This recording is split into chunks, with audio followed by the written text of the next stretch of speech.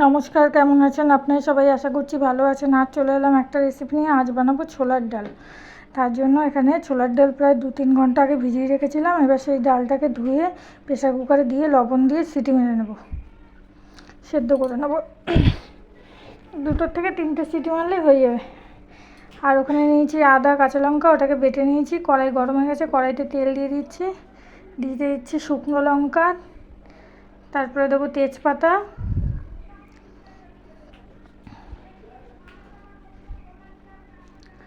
দিচ্ছি তেজপাতা, আর দেবো জিরে ফোড়ন, সাদা জিরে, দিচ্ছি গোটা গরম মশলা,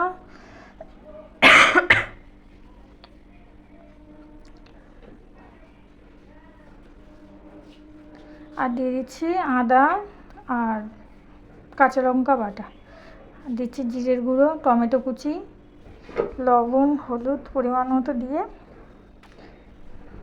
যেহেতু আগে লবণ দিয়েছি তাই একটুখানি লবণ দিলাম টমেটোটা গলার জন্য। আর এটাকে কষিয়ে নেব। সেই ডালটাকে দিয়ে দিলাম, সেদ্ধ করা ডাল। এবার দিয়ে দিচ্ছি একটু কিশমিশ ওপর থেকে। এবার ফুটিয়ে দিয়ে দেবো অল্প একটু